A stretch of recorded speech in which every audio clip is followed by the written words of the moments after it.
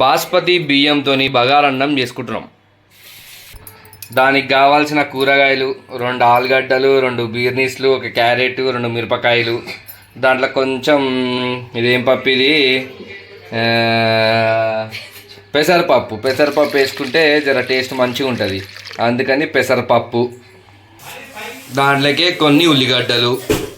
చలో, ఇందాక కడుక్కున్న ఉల్లిగడ్డలు, క్యారెట్, బీన్స్, మిరపకాయలు మంచిగా కోసుకున్నాం. వాటికి కావాల్సిన మసాలాలు సాజీరా, ఇలాచి, లవంగ, చెక్క, ఎండిపోయిన ఇలాచి, స్టారు, చుక్క అంటారు, బగారాకు. వీటి మొత్తం గిన్నెలు వేసి గోల్దాం. ఇక పొయ్యి మీద ప్రెషర్ కుక్కర్ పెట్టినాం. దాంట్లో 3 చెంచాలంతా నూనె పోసినాం. జర్ర నూనె కాగేదాకా ఆగుదాం. టేస్ట్ కోసం జర మంచిగా ఆవు నెయ్యి కూడా వేస్తున్నాం. కొంచెం పుదీనా నానబెట్టినాం. ఆడడ నల్లగా ఉన్నాయి కానీ ఏం కాదు. నూనె ఆగింది. ఇందాక తీసి పెట్టుకున్న మసాలాలు మొత్తం ఇక దాంట్లో వేస్తున్నాం. ఆల్రెడీ మంచి వాసన వస్తుంది నెయ్యి ఉన్నందుకు.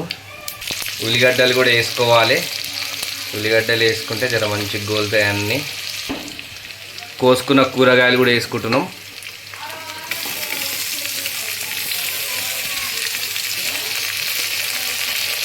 చలో, దీన్ని మంచిగా కలుపుదాం. ఇక ఆ నూనె, మసాలా, నెయ్యి అన్ని కూరగాయలు కంటేటట్టు.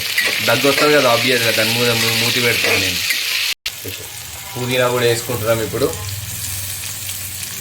పెసరపప్పు మంచిగా నానబెట్టుకున్నాం ఇప్పటిదాకా జలసేపు.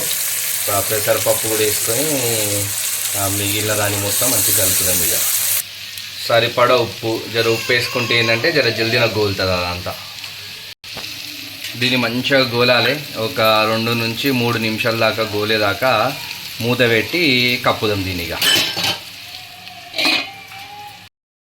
నీళ్ళు మంచిగా మసులుతున్నాయి.